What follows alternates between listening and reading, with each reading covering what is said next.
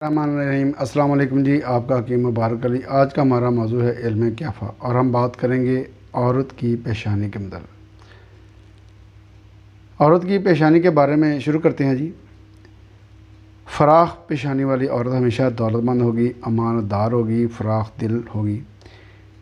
اس کی طبیعت میں ذرا برابر بھی کنجوسی نہ ہوگی۔ سخاوت اور فیاضی اس کی طبیعت کا خاصہ ہوگی۔ چھوٹی اور تنگ پیشانی والی عورت مفلس ہوگی، تنگ دست ہوگی۔ اگر پیشانی پر باریک سرخی مائل بال ہوں تو اس کی عادت مفلس اور بیکاری والی ہوگی۔ اپنے ہمسایوں اور عزیز و اقارب سے چیزیں مانگتی رہے گی۔ ایک جگہ سے اگر چیز نہیں ملی تو اس سے دوبارہ مانگے گی اور دوسری جگہ پہ چلی جائے گی، مگر اپنی چیز کسی کو نہیں دے گی۔ ابھری ہوئی پیشانی اکثر جھگڑالو ہوگی، مکر و فریب والی ہوگی، بے ہودگی اس کی طبیعت کا حصہ ہوگی۔ امید ہے آپ کو یہ چیز سمجھ آ گئی ہوگی۔ السلام علیکم ورحمۃ اللہ وبرکاتہ۔ آپ کا حکیم مبارک علی۔